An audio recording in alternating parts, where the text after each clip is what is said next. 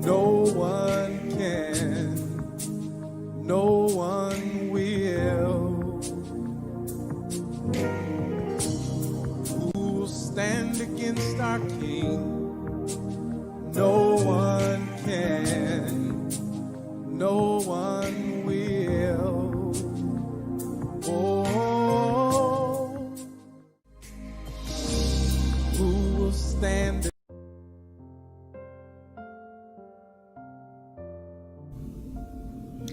Hello, boys and girls. It's story time again. Our story this week is Dream March. This book is about Reverend Dr. Martin Luther King Jr., and I'm sure all of you have heard his name. So let's hear a little bit more about his Dream March. Everybody has dreams. Some we share with family and friends. Some we just hold in our hearts. On August 28, 1963, one man's dream was heard across the nation. When the Reverend Dr. Martin Luther King Jr. was a boy growing up in Georgia, he could not have imagined a day like this. People traveled from all over the country to Washington, D.C. They rode buses, trains, airplanes, and cars. Some even walked over 200 miles from Brooklyn, New York. One man rolled 698 miles from Chicago on skates. Can you imagine skating that far? It took him 10 days to get to Washington. Boy, I bet he was tired, don't you think so? Over 250,000 people gathered in the nation's capital. Singers, authors, actors, government officials, and other famous people attended too.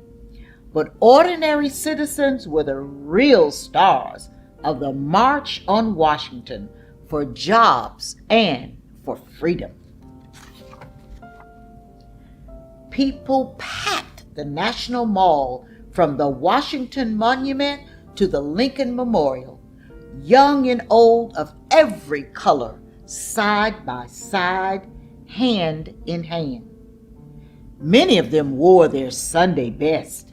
They carried signs. They even sang, "I woke up this morning with my mind set on freedom." And then they would sing, "We shall overcome someday." How many of you have heard some of those songs before?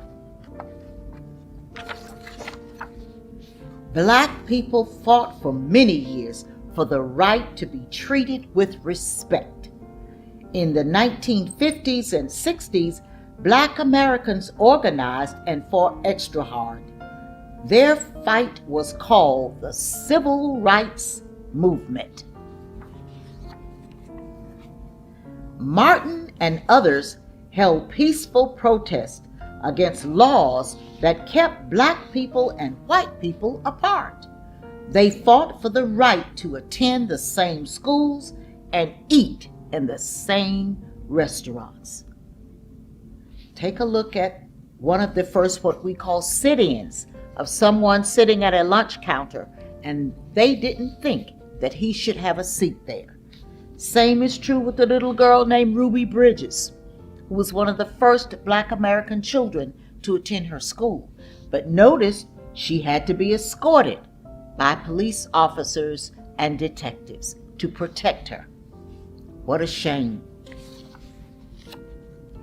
They fought to use the same bathrooms and drink from the same water fountains. Take a look.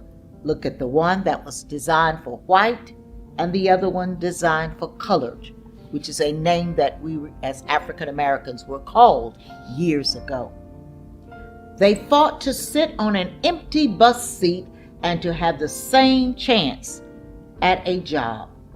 And here is the infamous Rosa Parks, who decided she wasn't going to give up her seat on the bus.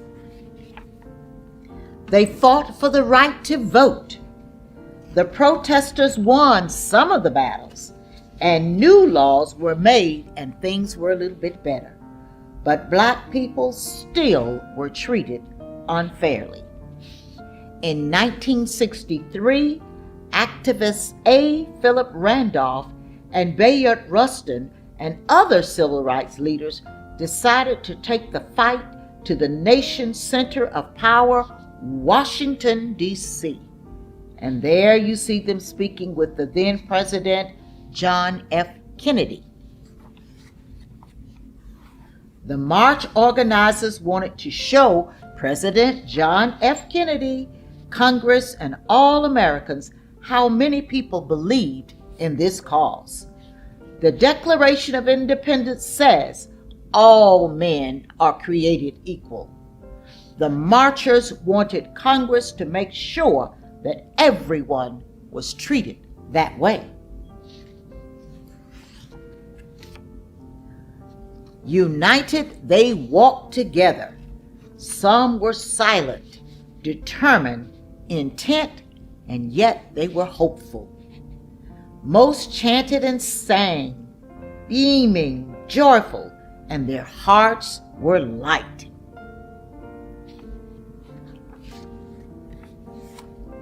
The marchers crowded the mall's reflecting pool, which if you ever visit Washington, D.C., you'll see that reflecting pool.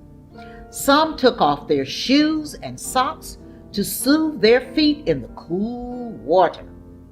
Others climbed trees for a better view. Luckily, some children were perched high on shoulders, so he really got a very nice look. He's on top of his dad's shoulder. They looked toward the statue of Abraham Lincoln. It had been 100 years since President Lincoln signed the Emancipation Proclamation, which helped to free the slaves. Why were black Americans not yet free?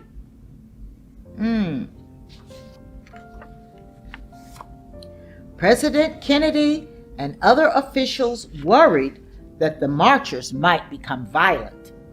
Thousands of police and soldiers were called out to keep order. There was no need.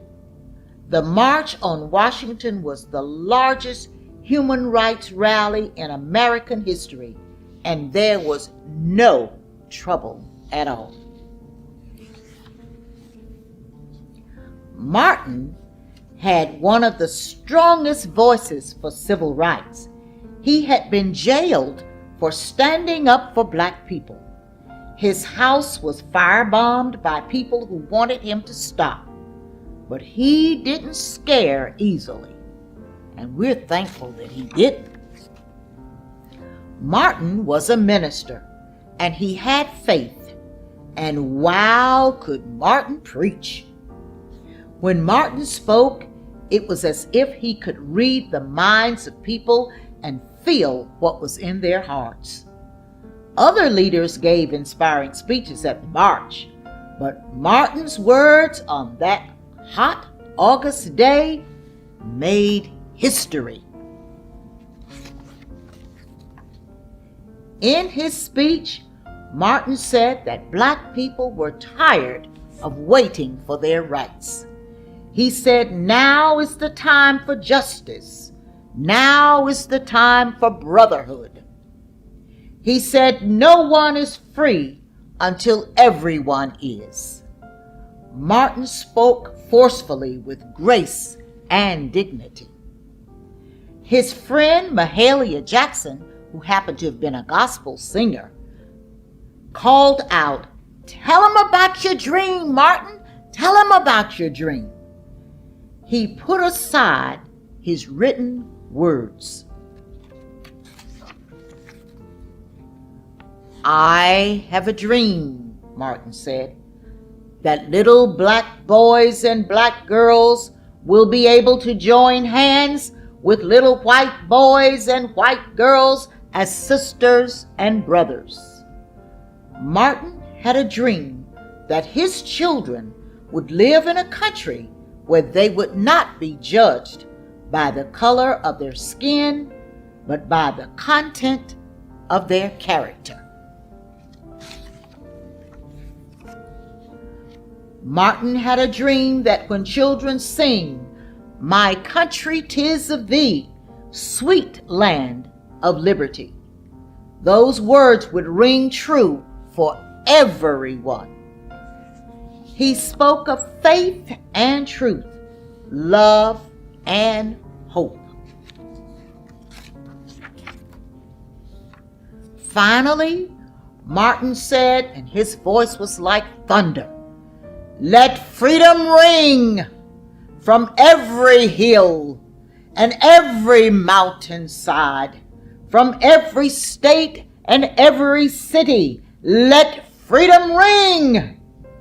And if we do, people of all colors and faiths will join hands and sing, "Free at last, free at last. Thank God Almighty, we are free at last."